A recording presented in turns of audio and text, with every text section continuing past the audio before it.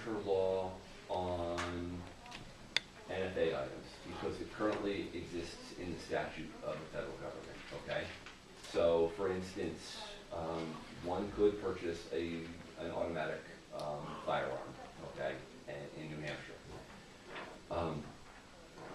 It's my opinion that possession of an item is not necessarily an offense, it's misuse. And there are a number of laws on the books about misuse of firearms, okay? Whether it's inadvertently firing it, okay, and there was an individual who was arrested several years ago, back in 2002, for discharging a firearm. I'm not going to name who it was, a 30 caliber rifle, okay, while intoxicated, and it was a disorderly conduct type charge, okay? So there are already statutes on the books for negligence, for disorderly conduct, for criminal threatening, for misuse of firearms, all the way up through theft and other things with firearms. So in that sense, yes, you could be allowed to own it, but misuse is still covered. Follow-up question, what are the federal penalties, do you know them?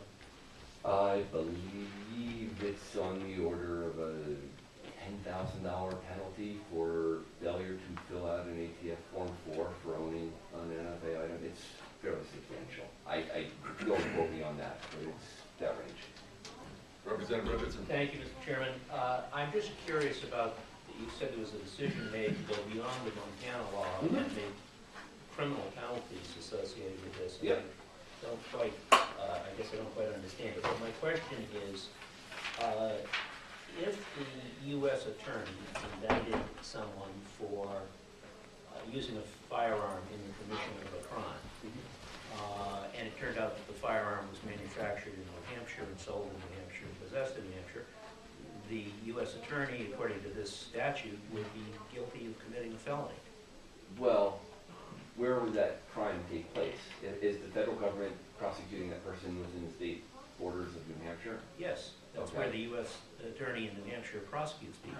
Okay. No, I just want to make sure this wasn't a New Hampshire firearm made in New Hampshire firearm that had moved to a No. Okay.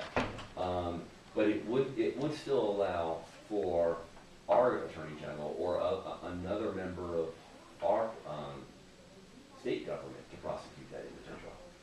That's my question is, or I want your response to this. If you read this bill as it's written, the U.S. attorney who indicts somebody for violating a federal law for possessing a firearm in the commission of a crime is himself guilty of a felony. Okay, but the possession portion of the crime, okay, is no longer prosecutable, okay, without there being a penalty. I agree with that. However, the crime portion can still be prosecuted. You're missing. You're missing my question. I'm not talking about the crime that the criminal committed. I'm saying the U.S. attorney, according to this bill, would be committing a felony to prosecute a criminal who violates a federal law for possessing a New Hampshire gun. Correct. And and no, it was drafted that way, and your summary is absolutely correct, okay? Without any teeth or muscle to this law, okay, the BATF will still continue to do what it's doing to other states, which is come in, okay, and lock people up, okay, for possession. And if you believe that possession, okay, is an inherent right, that there is no victim in owning a firearm, okay, misuse in a crime is a different story. And misuse in a crime, the person should be penalized for misuse of the firearm. But the basic fundamental right, okay, about being able to own a piece of property, okay, should not be something the federal government comes into the state of New Hampshire and prosecutes for. Representative Whitehead. Thank you, Mr. Chairman. I need an education here. You said earlier that the Second Amendment does not give the federal government much control over gun control. The Second Amendment says thou shalt not be infringed.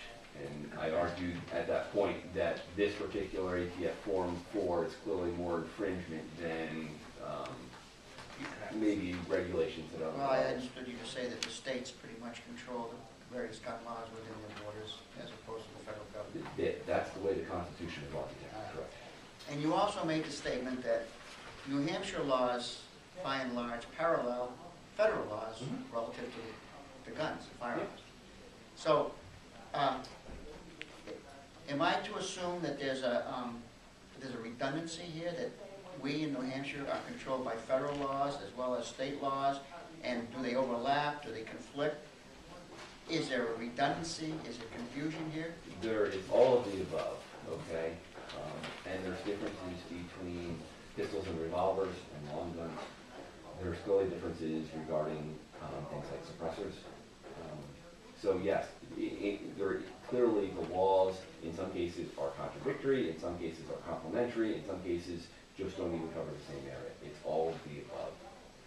What this bill allows is to say New Hampshire has the right to govern itself, okay, within its borders regarding things that are manufactured within its borders, okay, and sold to individuals within its borders, and stay within its borders, okay? This is the first step of many, potentially, for us to remind the federal government that its jurisdiction wasn't to control every trade of every item across every border, okay? Every kernel of rice or wheat, right? They've been doing this for a number of years. We're 80 or 90 years into this at this point, okay? Maybe it's time for us to remind the federal government that they were there and established to oversee things that were state to state, but not necessarily within the states. Representative Reichert? Yes, thank you, Mr. Chairman. It sounds like we want to just kind of like kick the federal government out of all the taxing and regulation of both firearms, correct? And my point is that further on down the road, is it possible that the state could just come in and do the same thing? So we're kicking out one beast and adding another. So in the regulation department, and then further on down the road, they rule this law to be unconstitutional. Now they're back in the business of taxing and regulating it. So now we got twice the amount of taxes and regulation. Who put that? You understand my And point? I respond speaking as a representative. What our state does is our responsibility, right? And citizens will hold us accountable. So if we decide after passing a law like this that we want to go regulate firearms at the same level or at a more increased level than the federal government, they will respond appropriately in the voting booth. I don't think that's what the citizens of our state want. In fact, I would argue strongly to the contrary, that the citizens of our state want to be allowed to build and manufacture things, to have the free market be allowed in all sorts of manufacturing. Manufacturing is an important portion of our state. Okay, they want to be left alone, and this is a great bill to support that. And lastly, I think I ended up sending around the wrong letter. That's the GOA endorsement of this bill, Government of America. This was the one I mentioned, Gary. Okay, I sent the wrong one around. One last question for Representative Holman. Representative Davenport? Yes. Yes, sir.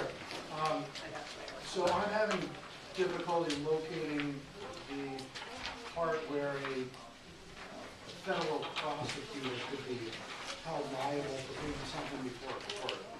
Okay. In general, if we're looking at it's number 2, any official agent or employee of the government of the United States or employee of a corporation.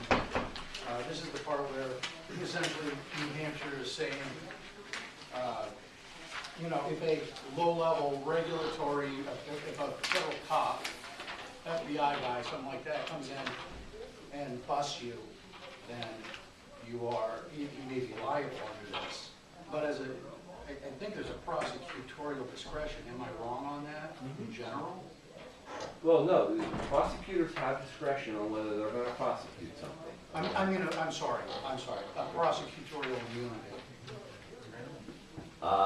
That, There is not? I don't know what is on the books regarding that, okay? All right, let's move on Thank to, thank you, welcome. Let's move on to our last testifier, please, Representative Vida. She's been very